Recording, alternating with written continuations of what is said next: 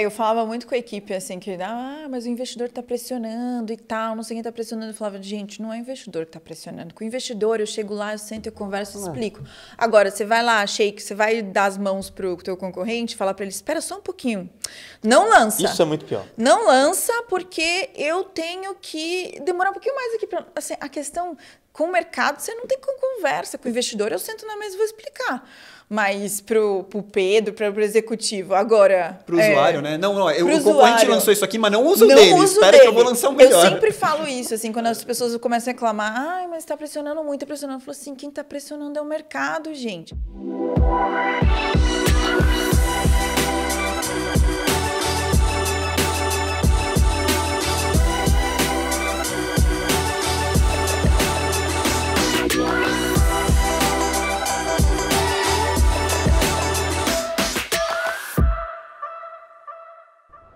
Olá, antes da gente começar esse episódio, eu queria dar um recadinho. Se você quer conhecer um pouco mais sobre a PM3, eu vou dar 2 links para você acessar. O primeiro link é o da PM3 Sprints, onde você vai poder aprender habilidades de negócios digitais. Tem um pouquinho de produto, mas também tem sobre inovação, onde você pode aprender sobre no-code, sobre IA. Tem também sobre marketing, onde você pode aprender como lançar produtos, que KPIs você olha para marketing, enfim, tem outras coisas ali. Tem também coisas de dados, como fazer análise de dados, como fazer teste AB, como enquadrar um problema para aí sim fazer experimentação. Tem várias coisas, tem cursos saindo na Sprints o tempo inteiro. É uma assinatura que você paga e ganha acesso a todos esses cursos, que são mais curtos, mas muito aprofundados em um assunto. Agora, se você quer aprender sobre gestão de produto numa formação completa, mais extensa, de longa duração, é só acessar o outro link, que é a home da PM3, você vai ver todas as formações disponíveis. São 2 propostas diferentes que servem tanto para a pessoa de produto quanto para a pessoa de negócio que trabalha, né, em algum negócio digital. Eu espero que, eventualmente, você se torne um aluno nosso e, se já for, gostaria de lhe ver na comunidade. E caso você ainda não seja um aluno nosso, eu espero que você aproveite esse episódio. Até mais. Olá, seja bem-vindo ou bem-vinda a mais um episódio do Mesa de Produto. E dessa vez a gente vai falar sobre como é atuar na área de produto após uma aquisição, seja você estando do lado da adquirida ou de quem adquiriu. Então é interessante discutir um pouco isso. É um assunto que não se fala tanto também, assim como o último episódio, mas é um assunto bem interessante e a gente está com 2 pessoas que passaram por isso aqui. Mas antes da gente começar, eu queria dar um recadinho para você.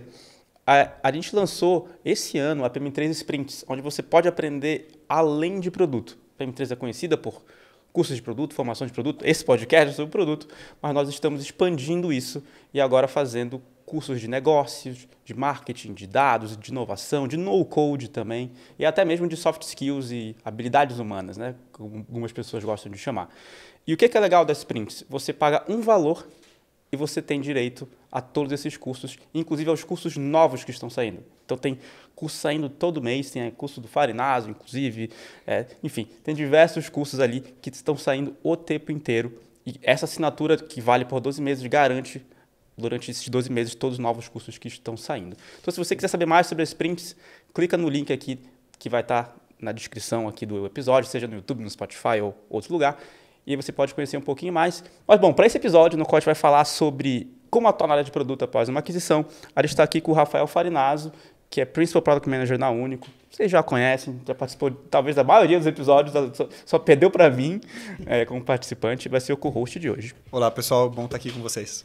E como convidada estreante aqui no nosso episódio, está com a Gislane Zaramella. Falei certo?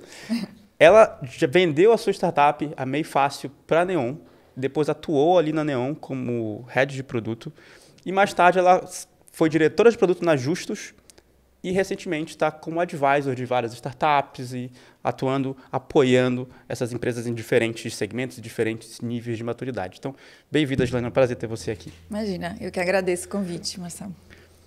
E para a gente começar, acho que seria legal vocês dois trazerem, de maneira resumida, como que uma aquisição impacta a área de produto? Porque tem o pós-aquisição e tem todo o pré. Né? O pré já vai impactando também. Então, vocês poderiam contar o impacto no pré e o impacto no pós?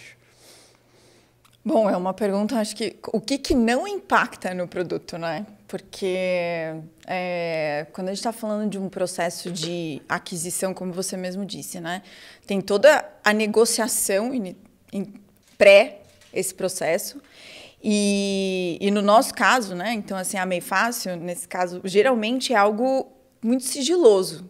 Então, assim, por um bom tempo, são só os sócios fazendo essa negociação e tendo que tocar a empresa ao mesmo tempo, né? Sem deixar a equipe necessariamente perceber que aquilo está acontecendo, o que é muito difícil, né? Então, no nosso caso, a Mei Fácil estava com aproximadamente 100 funcionários naquela época. Acho que em torno de uns 90, 100 funcionários, quase ali. E assim, tinha que tocar o barco, né? Tinha mais de 1 milhão de usuários no aplicativo já. Então, assim, a peteca não podia cair.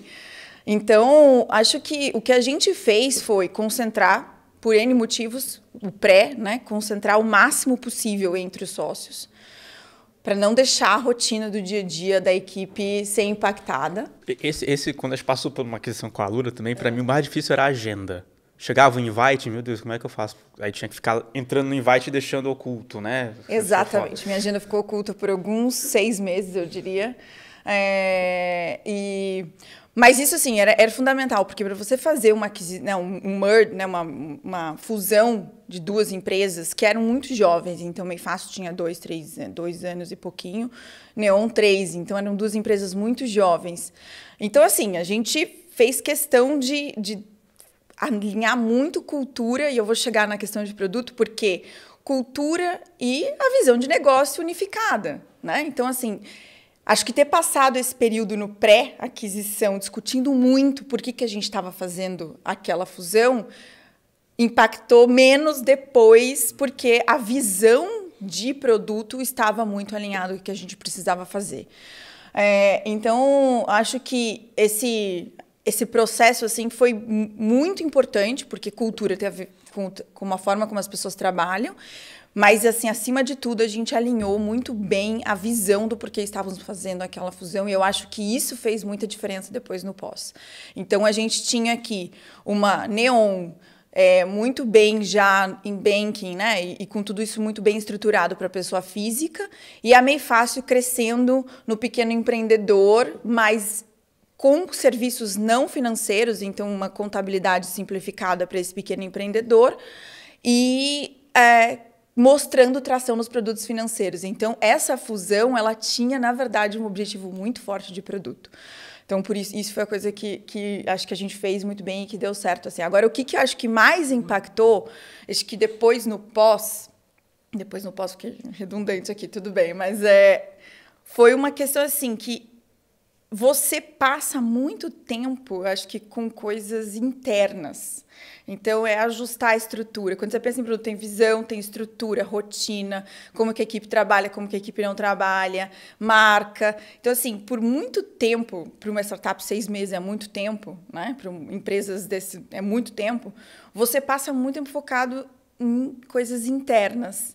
E aí, assim, eu estava acostumada a falar com o cliente toda semana. E eu acho que isso, quando você fala assim, qual que é o maior impacto em produto, uma empresa que está crescendo, criando o seu produto, né, precisando estar ali muito próximo, e foi um momento que isso eu acho que foi a parte que eu senti que foi mais prejudicada, entre aspas, porque era necessário. Não tem como você fazer uma fusão se você não voltar para a equipe, assim. Então, eu acho que, de forma resumida, se é que eu posso dizer assim, eu acho que o principal impacto para a área de produto, naquele momento, assim, foi essa questão de que a equipe, e eu principalmente também, precisei voltar muito para coisas de rotina, de estrutura, o que até tem um texto na época que um colega de trabalho me mandou, ele chamava que quando eles vendem o Waze para o Google e tal, e ele fica um tempo lá, e ele fala assim, tipo, os ruídos, as coisas, né, que são de um pouco uma grande corporação, apesar da Neon não era uma grande corporação, mas já tinha 600 funcionários, 500, então já tinha muito mais estrutura. E isso atrapalha, porque produto é estar com o cliente. Para mim, produto é estar o tempo todo inteirando com o cliente. Eu acho que a gente acaba perdendo um pouco isso no processo de fusão. Então, acho que isso é um pouco do que eu observei. Assim. Você foi direto para produto lá. Depois da aquisição, da fusão, você já foi direto atuar com produto. Exato. Na Meio Fácil, eu, como uma das sócias, eu tocava produto, marketing e atendimento ao cliente, o que foi também bem único, acho que nessa história, poder estar com as 3 áreas. Mas aí, quando você vai para uma fusão, para uma empresa maior, nessa época eu discuti com o Pedro e com os meus sócios, eu falei, não, produto é o que eu gosto de fazer, assim, hoje em dia, né? É o que eu gosto de estar bem próximo do cliente, pensar quais são as necessidades, como é que a gente traduz isso em solução real. Então, sim, fui, mas o meu primeiro papel de produto era integrar as 2 empresas. Na verdade, integrar os 2 produtos. Que não deve ser nem um pouco fácil, imagina. Não, foi bem difícil. Nunca é. Foi bem difícil. E, Farina, você passou por isso na Sherpa, na SharePay? Passei não só na SharePay, já tive do lado que compra também e já tive do lado que foi vendido. Né? Do lado que compra tem um desafio. Primeiro, essa questão do sigilo. Né? Então, a gente vinha com um certo roadmap ali, com 2 ou 3 squads, e a gente decidiu, falou, talvez a gente não precise fazer isso aqui, a gente pode comprar. E aí, conforme foi avançando a negociação de compra, eu tinha que, com total sigilo, dizer para ele assim, segura um pouquinho essa aposta aí. Né? E o time, mas era a melhor aposta que a gente tinha, a gente faz parte da nossa estratégia, não dá para a gente não fazer isso. Falou, segura um pouco, a gente está reavaliando, a gente não sabe ainda se é o momento e tal. E para o time gera uma insegurança muito grande. Né? Porque você está um tempão ali vendendo aquela ideia, falando, isso aqui é um pilar estratégico importantíssimo, vocês vão ser o time que vão tocar isso aqui, é muito importante que isso... Né, confirme as nossas hipóteses aqui de estratégia e tal. De repente você vira e fala, então, segura um pouco aí, eu não posso te dizer por quê. Né? Porque a gente estava... Mas, ao mesmo tempo, fica aquele medo. Eu seguro esse roadmap, aí não rola aquisição. E aí, o que eu faço? Aí eu vou ter perdido aqui, talvez, 2, 3 meses que eu estava em diligência lá, estava em negociação, e posso ter perdido um pouco de time to market. Então, isso foi um desafio grande para mim nessa época. Né? No fim, a gente acabou adquirindo o que foi bom. Né? Então, pelo menos a segurada do roadmap não se provou ruim. Mas foi bem bacana. Teve uma outra ocasião também que era meio que um acqui-hiring, então a gente estava mais interessado nos empreendedores, num empreendedor especificamente. E aí teve um desafio no pós que foi bem curioso, né? Porque ele veio com a empresa e com o produto. E talvez a gente não tenha alinhado tão claramente que, assim, não era para ele chegar e colocar esse produto no nosso portfólio, era talvez para criar um outro produto com base na experiência dele, né?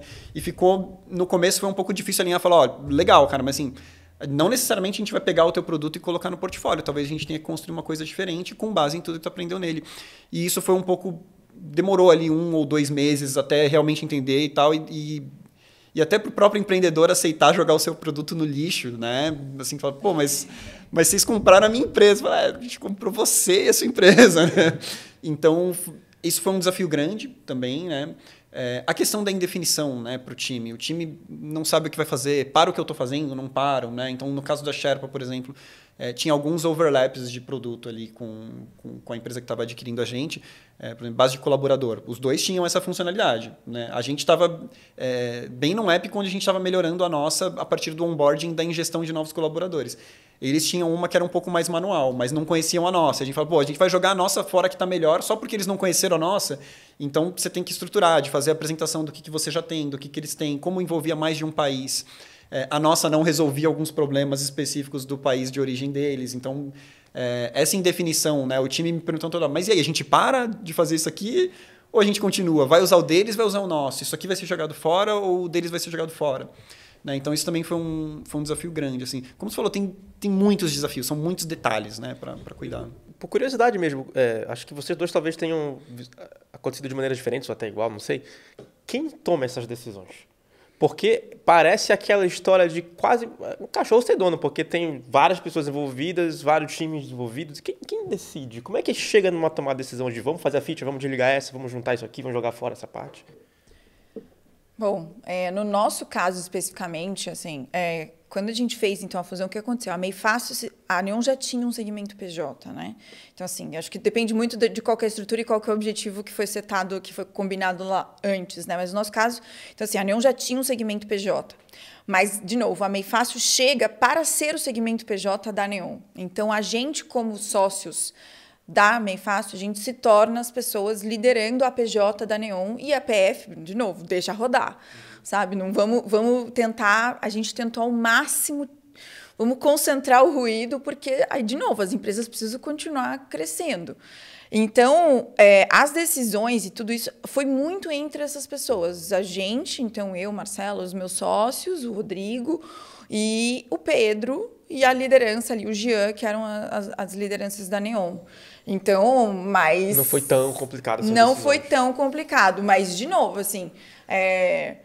A primeira visão do que seria um produto integrado foi literalmente eu e o Rovai, se ele estiver me ouvindo aqui, sentado, eu acho que tinha mais um menino, que assim, com a gente, tipo, desenhando, porque a gente não podia envolver designer. Então era eu, ele era o head de design da Neon, e a gente tentando fazer isso. Vamos discutir marca. Beleza, vamos puxar, vamos manter marca. Então, assim, as decisões... E precisavam ser todas muito rápido, porque a fusão já teve essa... Time to market era muito importante para a Meifácio, assim, muito importante, porque a solução, quando a gente olhava nos números, a penetração de produtos financeiros na base estava crescendo muito rápido já.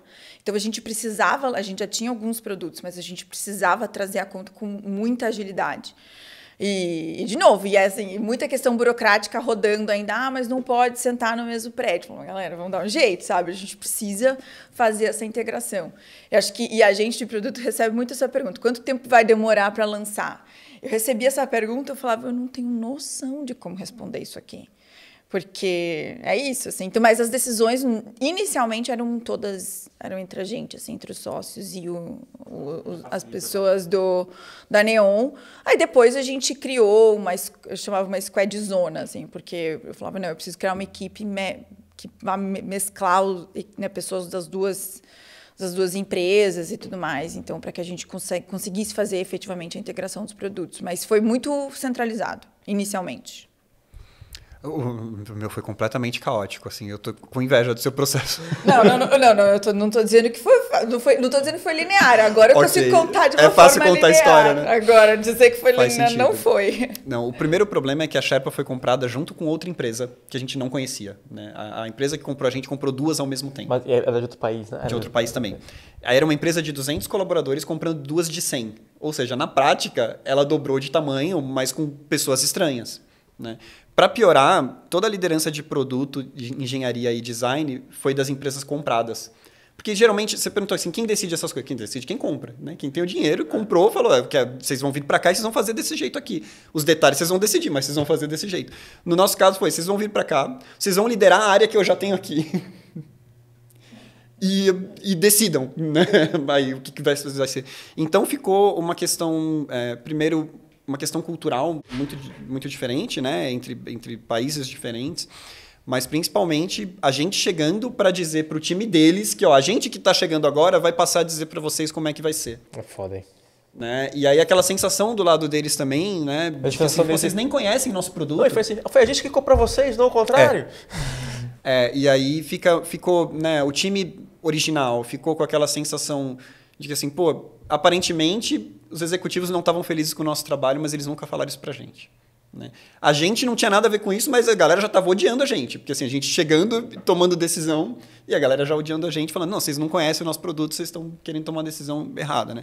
Então foi bastante conflito mesmo, bastante conflito. Era muito difícil, assim, vamos pegar as pessoas, colocar todo mundo na mesma sala e decidir, porque não estava nem claro se a gente tinha autonomia para tomar algumas decisões.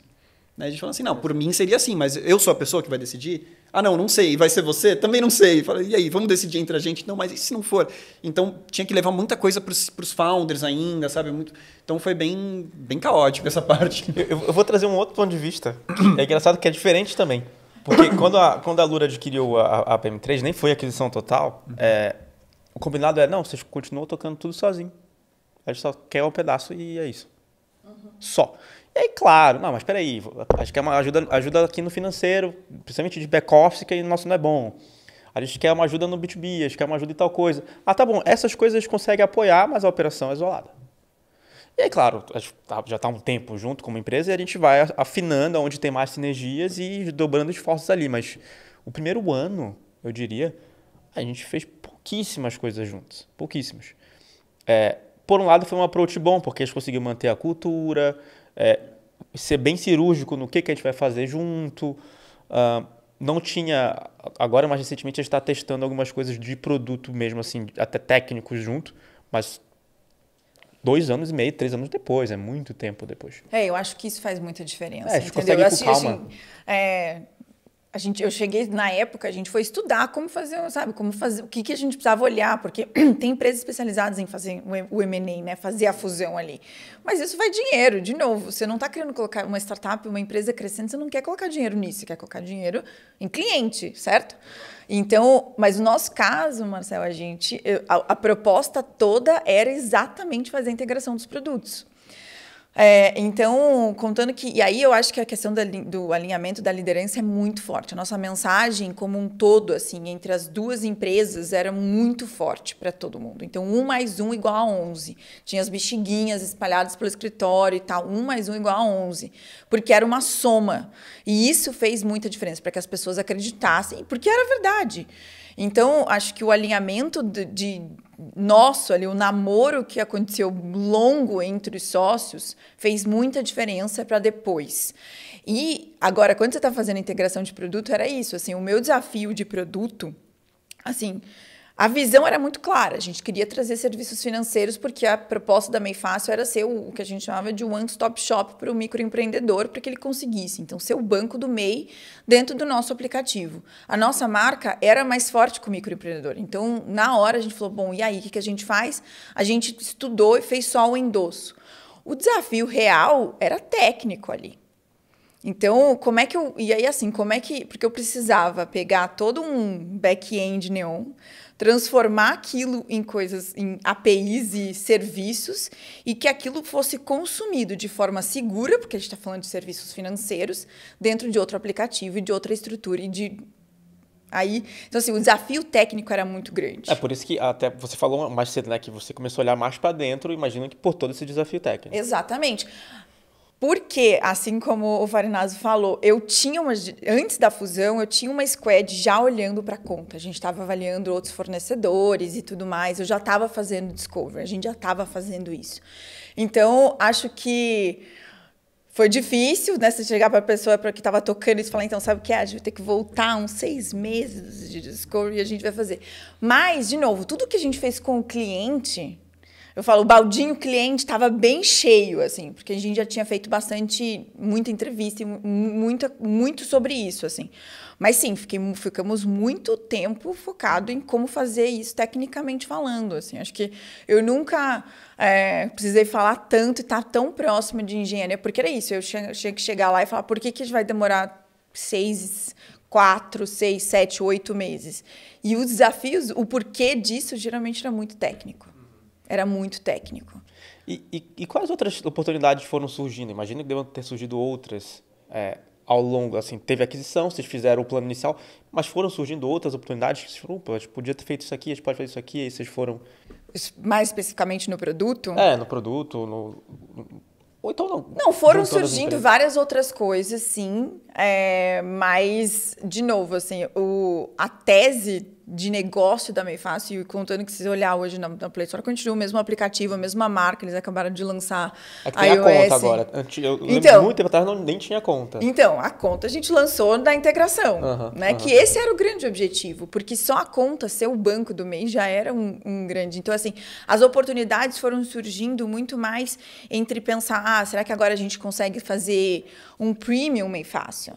Né? Porque tem muitas features ali dentro, muitos produtos ali dentro, porque é uma plataforma, na verdade, que são gratuitas.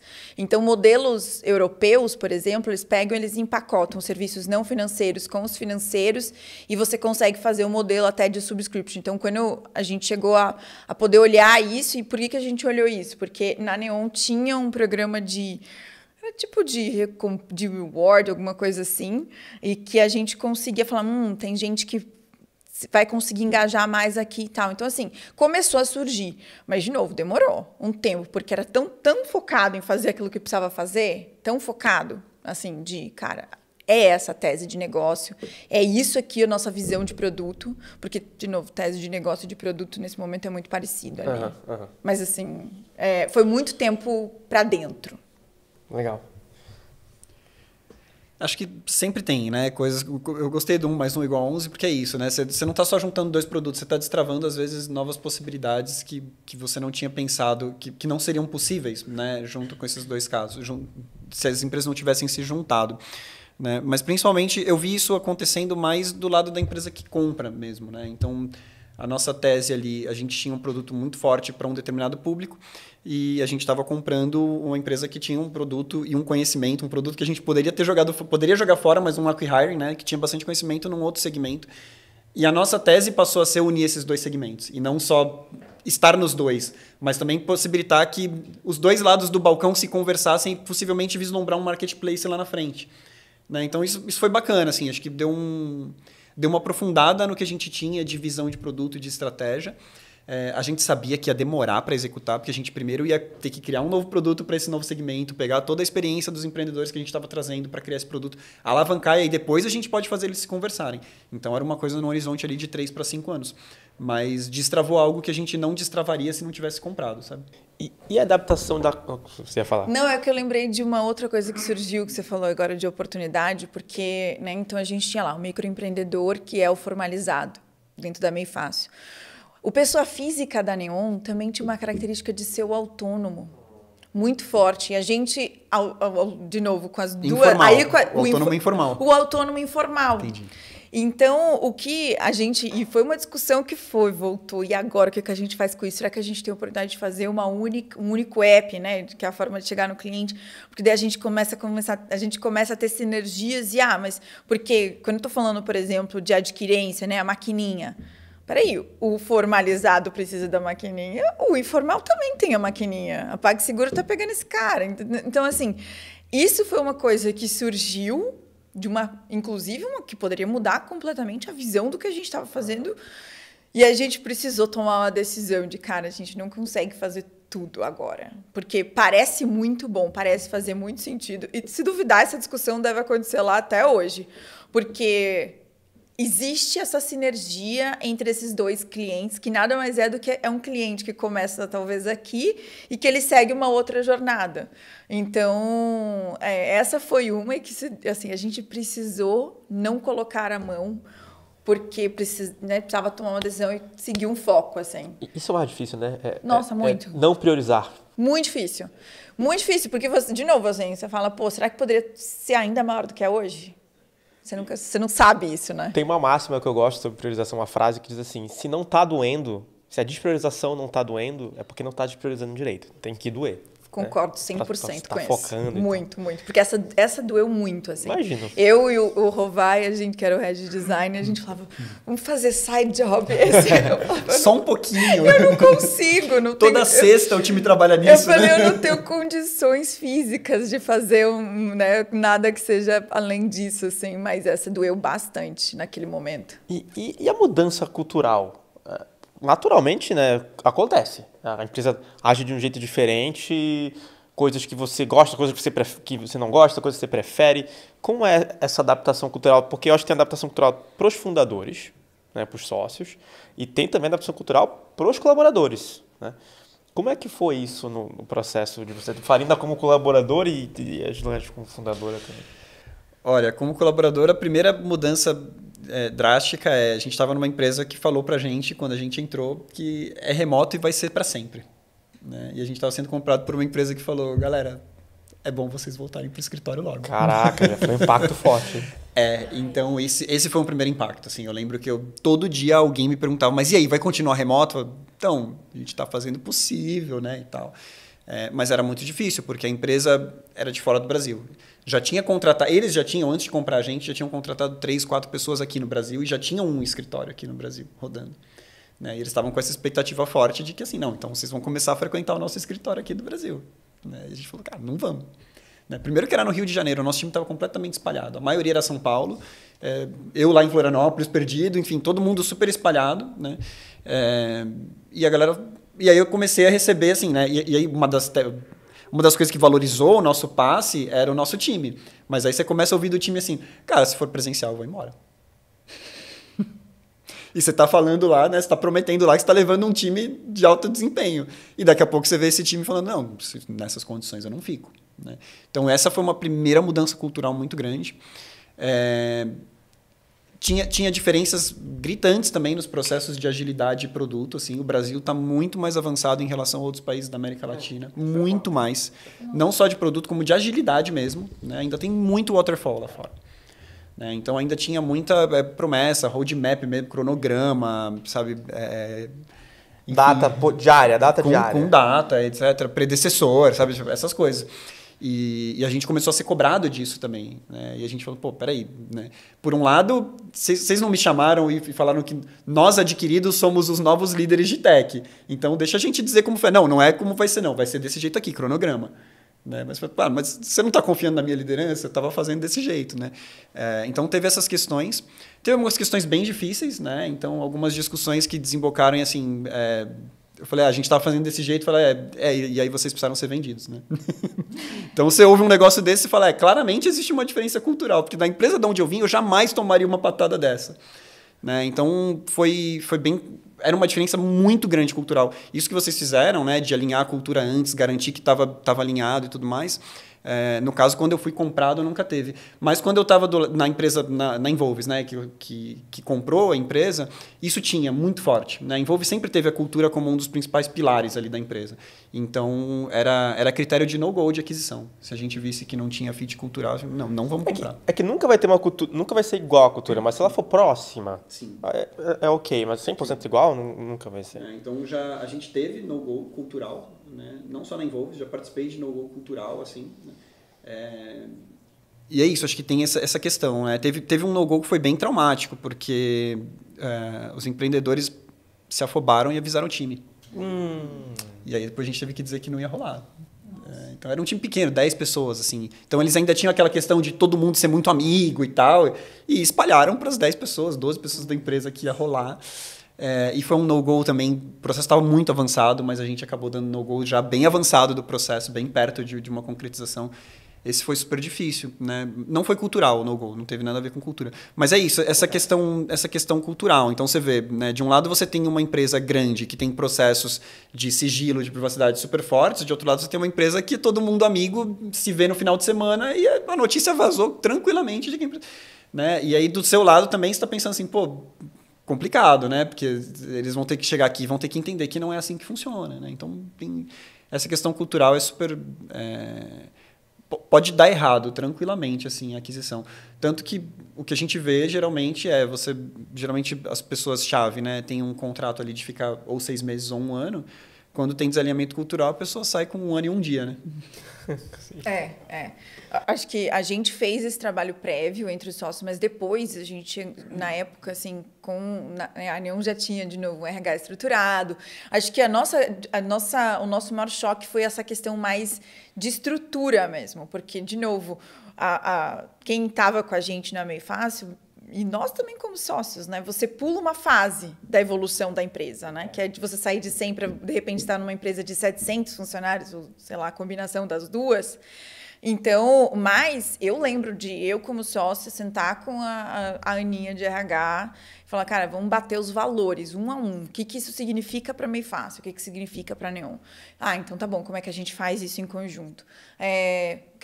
Cada coisinha, assim, para que a gente pudesse comunicar e viver isso realmente, né? Então, desalinhamento cultural seria no-go lá atrás. E não foi. A gente sabia, mas a gente foi no detalhe. A gente foi na vírgula para garantir. Porque, de novo, assim, são pessoas, né?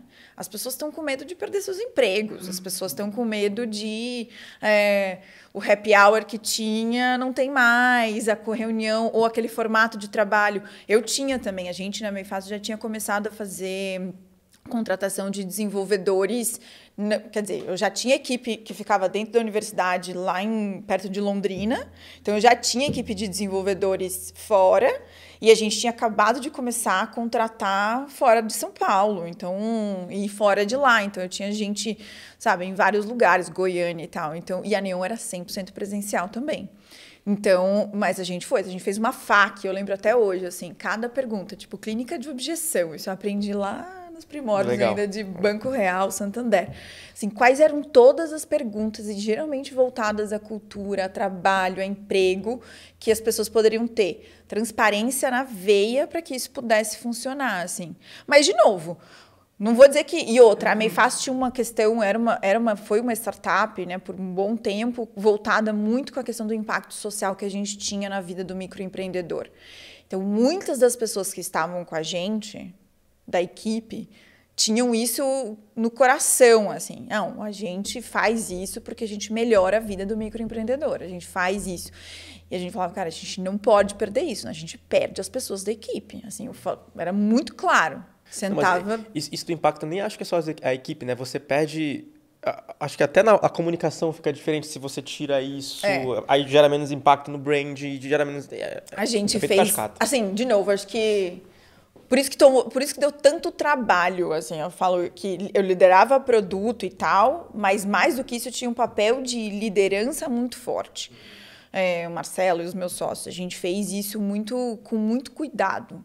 Porque, de novo, a gente queria efetivamente manter as duas coisas. E perdemos pessoas, as pessoas falavam, aconteceu, hoje tá ficando muito diferente, agora tem muito mais processo. Eu falava, mas se a gente ficasse sozinho, se a gente não vendesse, a gente também ia ter que ter mais processo. A gente ia chegar lá.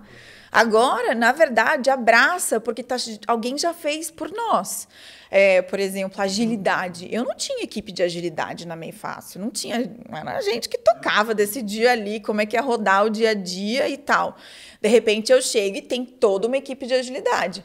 Os desenvolvedores olham para mim, nossa, mas agora ficou muito chato, porque agora tem que fazer isso. Eu falava, gente, respira. Agora tem daily. Exato, eu falava, respira, isso aqui faz parte. Se a gente tivesse ficado sozinho, ia acontecer. É um processo de maturidade de qualquer empresa. Exato. Você falou muito bem anteriormente, que pulou umas etapas. É o salto, né? O salto dá uma sensação... Eu também, no começo, eu falava, nossa, mãe, agora tem que passar no comitê, porque comitê é esse, sabe? Mas a sorte é que a gente conseguia sentar e conversar e fazer, mas não adianta, todo mundo assustou um pouco com essa questão de processo e tal. Imagina, eu tinha conta da Meifast no meu cartão, sabe? Tipo, de repente via a finança olhar para mim, você não pode, tem isso aí. Eu falei, eu sei. Eu perdi uns acessos também na aquisição, eram uns acessos legais, eu gostava deles. Uma vez conversando com um amigo meu também, que foi adquirido, ele falou, o que eu mais sinto falta é que como CEO eu tomava decisões e não comunicava ninguém, não precisava da aprovação de ninguém, né? E agora eu tenho que passar pela aprovação do CEO da empresa que me comprou. E isso é muito diferente para mim. Tanto que ele, nesse caso aí, foi bem assim. Ele ficou o tempo que ele tinha que ficar, depois ele saiu e abriu outra empresa, né? Em outro ramo, porque ele tinha non-compete, e abriu outra empresa e falou, cara, definitivamente eu não me acostumei, depois de 15 anos, né, empreendendo, não me acostumei a não ser, né, a pessoa que toma a decisão. Não sei se você passou por isso, você teve... foi um choque para você, assim, pessoalmente? Não, foi um choque, lógico que é um choque, muito mais porque não é que a gente não tomava a decisão, é que a gente tinha muita agilidade para tomar decisão, porque só são 3, 4 sócios, entendeu? Muito próximos e que começaram um negócio literalmente do zero. Então, como a gente se alinhava, era muito rápido. Então, cara, a gente precisa tomar essa decisão hoje. Não importa, vai demorar 6 horas, 5 horas, vai ficar aqui nessa sala, a gente já tem as informações, a gente vai tomar essa decisão hoje. Pronto. A gente fazia. Quando você está já com mais sócios ou com outras pessoas para pensar e tudo, demora mais tempo, gente. É tão simples quanto isso, assim. E, de novo, timing era muito importante. Então, a gente falava assim, beleza, temos que tomar essa decisão aqui. Aí o pessoal falava, não, vamos lá, marca a reunião. Eu falava, não, gente, a gente precisa sentar e fazer isso agora. Só que não de novo, já tinham 2 empresas rodando. Com muitos clientes, com muitos funcionários, entendeu? Então, assim, acho que isso foi um choque bem grande.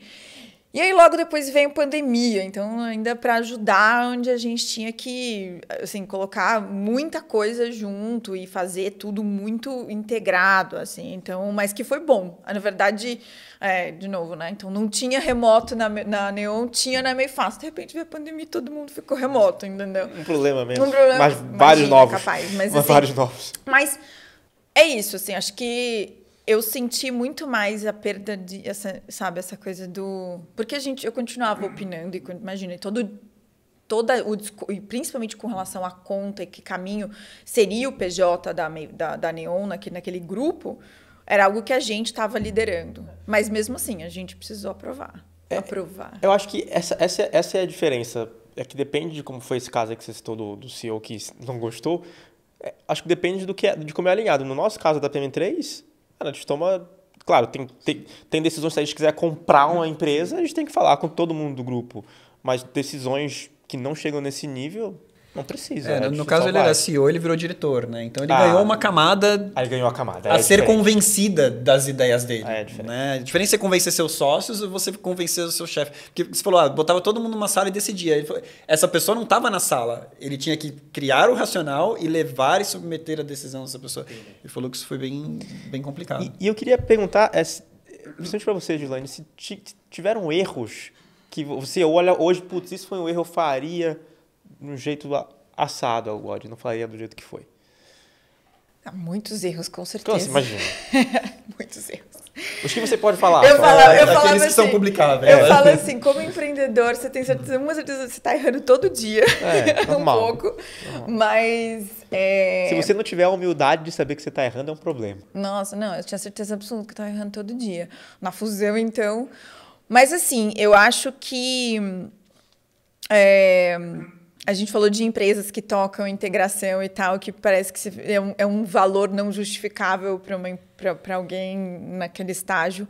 Acho que isso eu faria diferente. Mas como essas empresas agregam? Eu não sei muito.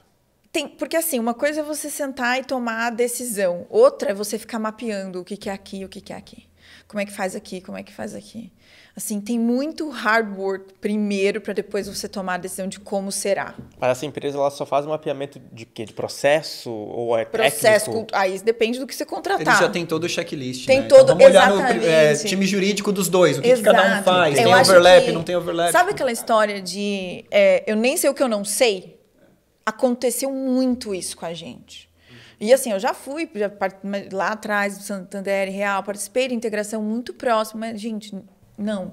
E vocês foram a primeira aquisição do Neon? Nós fomos a primeira. O Neon nunca tinha adquirido ninguém. Nunca.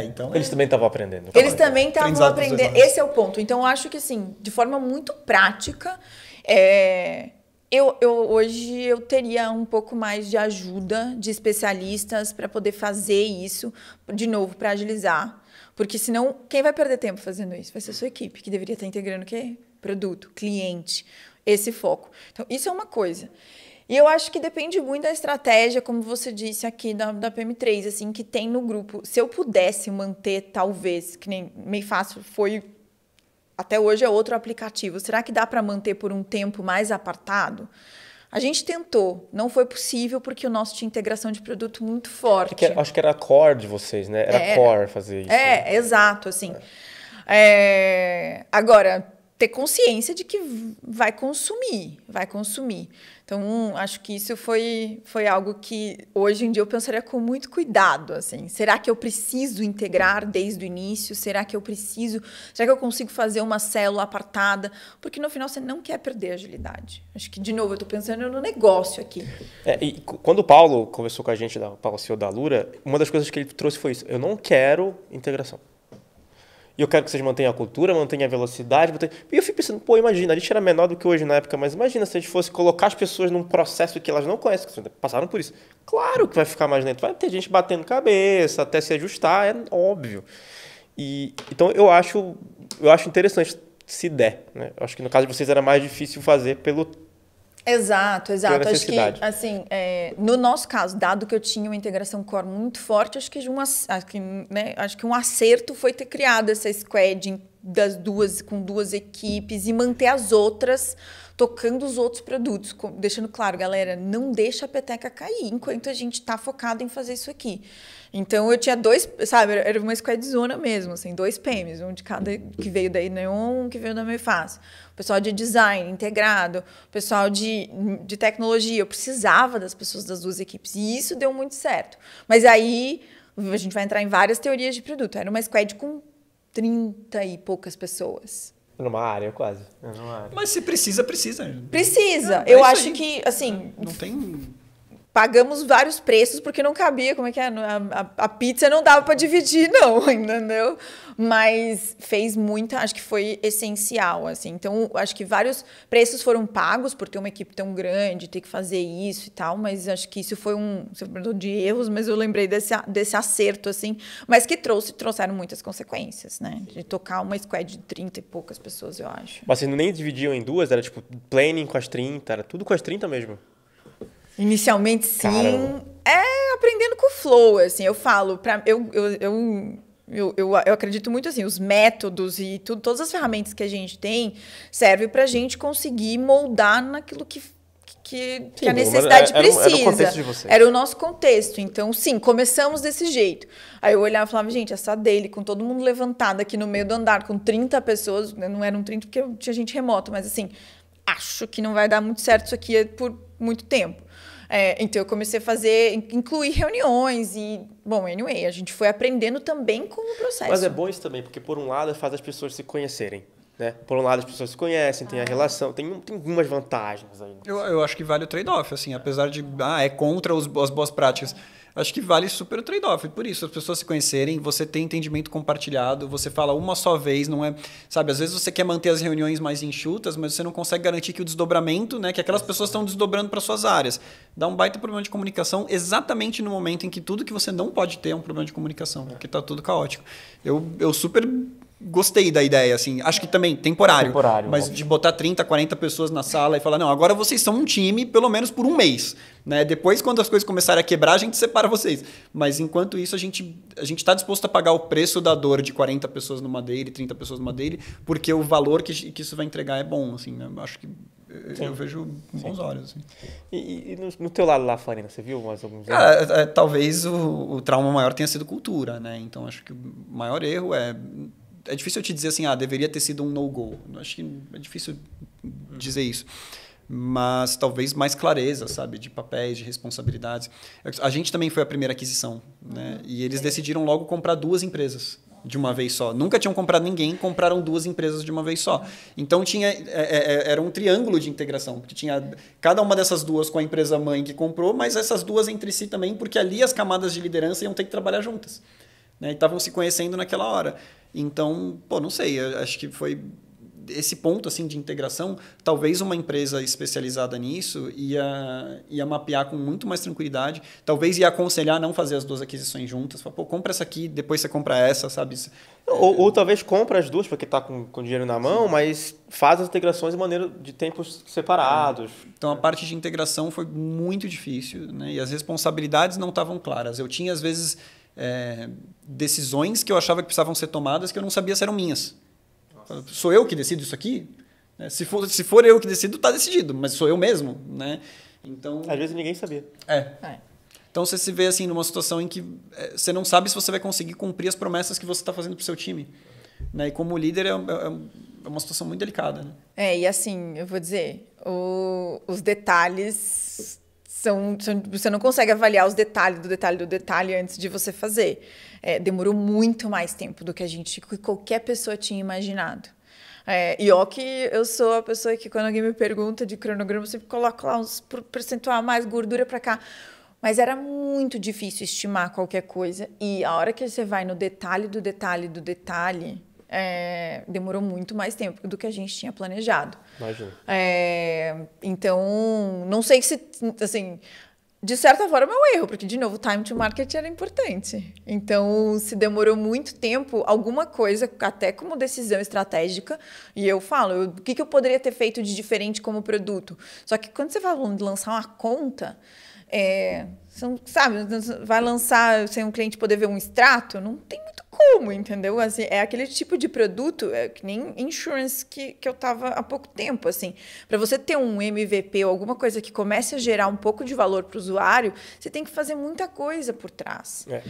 Quebrar esse produto, ele é muito difícil. Assim, eu só gero a policy, mas eu não, entendeu? Não dá.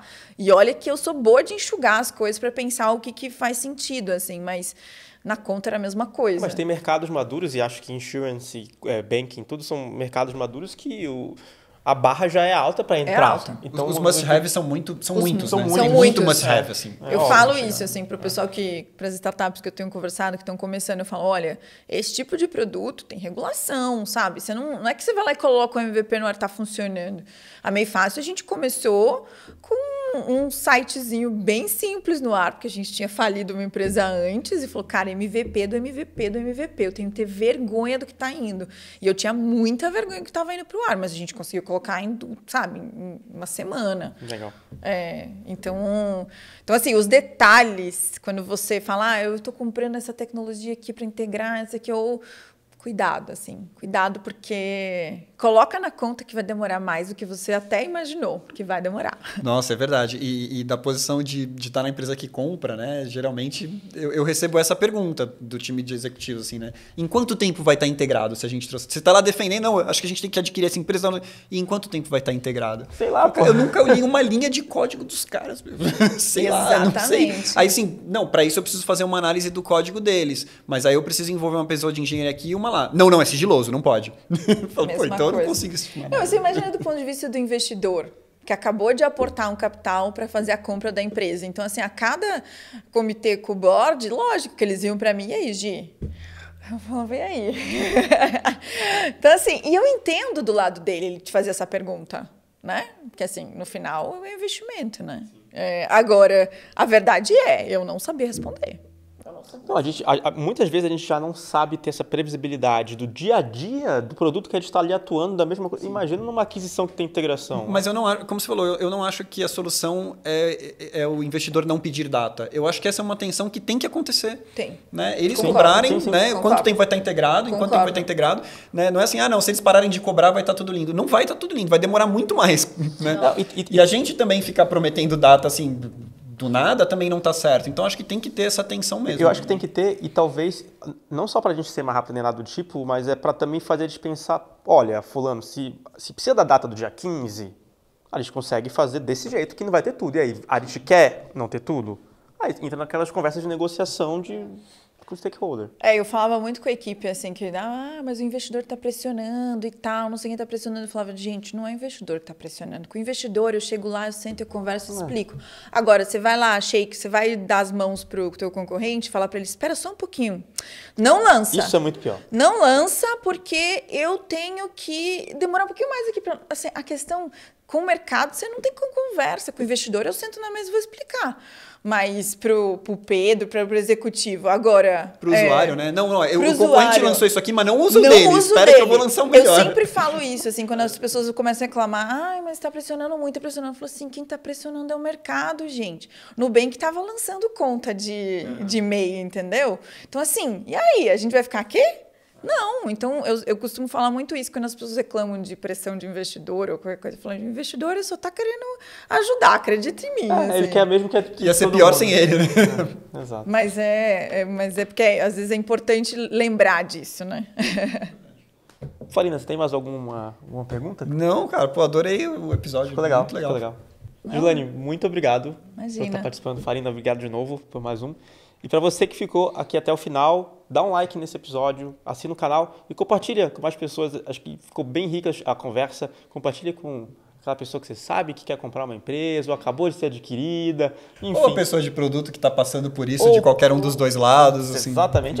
Os devs também. Design, né? Todo mundo. A área de tech ali sofre bastante. Nunca é fácil. Tá bom? Muito obrigado e até o próximo episódio. Obrigado de novo, pessoal. Obrigada.